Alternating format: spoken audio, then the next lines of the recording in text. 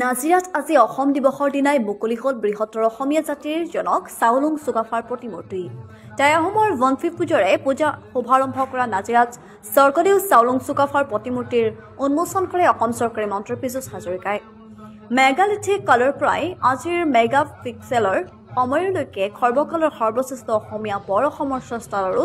দ্ৰষ্টা স্বৰ্গদেউ চাওলুং চুকাফা দিৱসৰ দিনাই অসমৰ লগতে নাজিৰাতো অসম চৰকাৰৰ সাংস্কৃতিক পৰিক্ৰমা বিভাগ আৰু টাই আহোম উন্নয়ন পৰিষদৰ উদ্যোগত সদৌ টাই আহোম ছাত্ৰ সন্থাৰ নাজিৰা মহকুমা সমিতিৰ উদ্যোগত কেন্দ্ৰীয়ভাৱে পালন কৰা হয় চুকাফা দিৱস। টাই আহোমৰ বনফি পূজাৰে শুভাৰম্ভ কৰা এই চুকাফা দিৱসৰ দিনাই টাই আহোম উন্নয়ন পৰিষদৰ 1.90 কোটি টকা ব্যয়েৰে প্ৰতিষ্ঠা কৰি দ্বিতীয়বাৰৰ বাবে সিংহাসনত বহাৰ স্বৰ্গদেউ চাওলুং চুকাফাৰ প্ৰতিমূৰ্তি উন্মোচন কৰে অসম চৰকাৰৰ মন্ত্ৰী পীযুষ হাজৰিকাই। ইয়াৰ পিছতে নাজিৰা জিলা ক্ৰীড়া সন্থাৰ খেলপথাৰলৈকে বিশাল সাংস্কৃতিক শোভাযাত্ৰাৰ পিছতে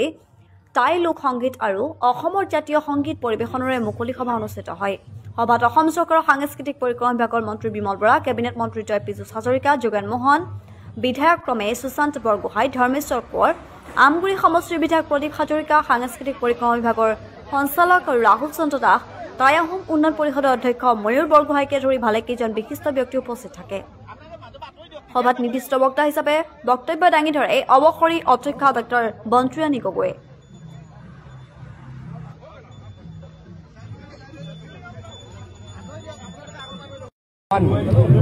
আমাৰ ৰজা চাওলুং চুকাফাৰ এই আজি প্ৰতিমূৰ্তিটো স্থাপন অত্যন্ত সুখী হৈছোঁ। মই এগৰাকী সাধাৰণ ব্যক্তি, এজন সাধাৰণ ব্যক্তিয়ে স্বৰ্গদেউ চাওলুং চুকাফাৰ মূৰ্তিৰ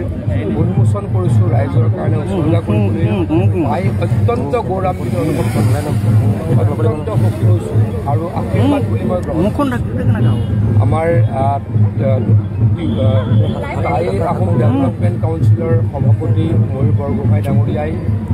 প্ৰায় 2 কোটি টকা খৰচ কৰি এই প্ৰতিমূৰ্তিটো সাজি উলিয়াইছে। মই তেখেতক ধন্যবাদ জ্ঞাপন কৰিছোঁ। আমাৰ কাউন্সিলৰ প্ৰত্যেকজন সদস্যক ধন্যবাদ জ্ঞাপন কৰিছোঁ।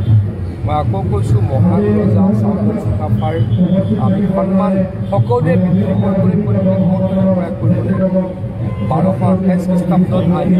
সমগ্ৰ অসমখনক একত্ৰিত কৰা ব্যক্তিজন আছিলে স্বৰ্গদেউ চাওলুং চুকাফা। নতুন প্ৰজন্মৰ প্ৰত্যেকজন ব্যক্তিয়ে, প্ৰত্যেকজন উঠি অহা যুৱক যুৱতীয়ে, ছাত্ৰ ছাত্ৰীয়ে মহান ৰজা চাওলুং চুকাফাৰ বিষয়ে জানিবই লাগিব আৰু জানিবৰ কাৰণে এই ইতিহাসত লিপিবদ্ধ সোণোৱালী আখৰেৰে লিপিবদ্ধ কথাবিলাক আমি বহুত প্ৰচাৰিত কৰিব লাগিব। এনেকৈ প্ৰতিমূৰ্তি স্থাপন কৰি মহান ৰজাগৰাকীক শ্ৰদ্ধা জনোৱাৰ লগে লগে নতুনকৈ উঠি অহা প্ৰজন্মৰ লগত চিনাকি কৰাব লাগিব।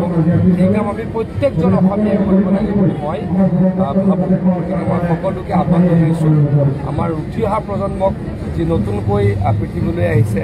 যি বুৰঞ্জীৰ পৰা অলপ দূৰত আছে, তেখেতলোকক যাতে আমি জনাওঁ কেনেকৈ স্বৰ্গদেউ চাওলুং চুকাফাই সোণৰ জখলাৰে অসমলৈকে নামি আহিছিল আৰু সাতৰাজ সামৰি একৰাজ স্থাপন কৰিছিল আৰু নিজৰ ভাষা ধৰ্ম সকলো এৰি ইয়াৰ স্থানীয় ভাষা, স্থানীয় ধৰ্ম, স্থানীয় ব্যক্তিৰ লগত বিবাহ পাশৰে আবদ্ধ হওক বা সম্পূৰ্ণ এই অঞ্চলৰ ইয়াৰ মানুহৰ লগত মিলি কেনেকৈ অসমখনক আগুৱাই লৈ গৈছিল আৰু 600 বছৰীয়া সোণোৱালী আহোম ৰাজত্ব স্থাপন কৰিছিল। সেই কথাবিলাক আমি উঠি অহা প্ৰজন্মক জনাব লাগিব আৰু এইকাৰণে এনেকৈ প্ৰতিমূৰ্তি আমাৰ অত্যন্ত গুৰুত্বপূৰ্ণ। পুনৰ মই ধন্যবাদ এনেদৰে সুন্দৰ প্ৰতিমূৰ্তি আমাৰ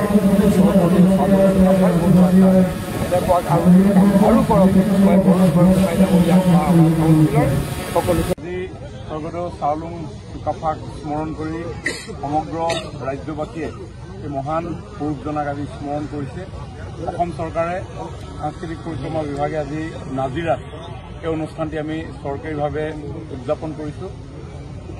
এই অনুষ্ঠানৰ লগত সংগতি ৰাখি বৃহত্তৰ নাজিৰাবাসী ৰাইজৰ উদ্যোগত ময়ূৰ বৰগোহাঁইকে প্ৰমুখ কৰি বিভিন্ন ধৰণৰ সন্মানীয় সমাজকৰ্মীসকলে স্বৰ্গদেউজনৰ এটা প্ৰতিমূৰ্তি, সুস্থ প্ৰতিমূৰ্তি ইয়াতে নিৰ্মাণ কৰি উলিয়াইছে। আজি সকলো ৰাইজে বিভিন্ন জাতি ধৰ্ম ভাষা নিৰ্বিশেষে সকলোৱে তেখেতৰ প্ৰতি শ্ৰদ্ধা জ্ঞাপন কৰি এই প্ৰতিমূৰ্তিভাগ আমি উন্মোচনী কাৰ্যত আমি অংশগ্ৰহণ কৰোঁ। মই ভাবোঁ স্বৰ্গদেউজনাই যেনেকৈ 7 ৰাজ জিনি 1 ৰাজ প্ৰতিষ্ঠা কৰি এক বৃহত্তৰ অসমৰ সপোন দেখি থৈ গৈছিল আজিৰ প্ৰজন্মই তেখেতৰ সেই আদৰ্শক সাৰোগত কৰি সকলোৰে মাজত সদ্ভাৱ সম্প্ৰীতিৰে এখন শক্তিশালী অসমৰ সমাজ নিৰ্মাণেৰে আমি দেশ তথা পৃথিৱীৰ ভিতৰতে এটা উন্নত জাতি হিচাপে যাতে আমি পৰিচয় দিব পাৰোঁ সকলোৱে আমি তেখেতৰ আদৰ্শৰে আমি অগ্ৰসৰ হ'ব আজি যিজন পিতৃপুৰুষ চাওলুং চুকাফাই 1228 চনত আমাৰ এই সৌমাপীঠত পদাৰ্পণ কৰিছিল সেইজনৰ আগমনৰ দিনটো অসম দিৱস হিচাপে অসম চৰকাৰে ঘোষণা কৰিছিল 1999 চনৰ ফেব্ৰুৱাৰী মাহৰ 28 তাৰিখত কাৰণ আগতে চুকাফা দিৱস আছিল সেই চুকাফা দিৱসটো এজন ব্যক্তি হিচাপে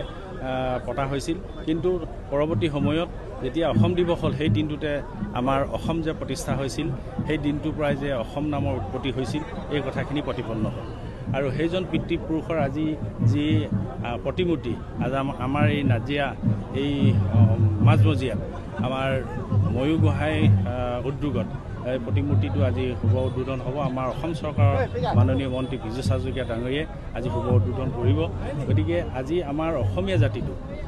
অকল আহোম জনগোষ্ঠী বুলিয়েই নহয় অসমীয়া জাতিটোক যিহেতু বিভিন্ন জাতি জনগোষ্ঠীক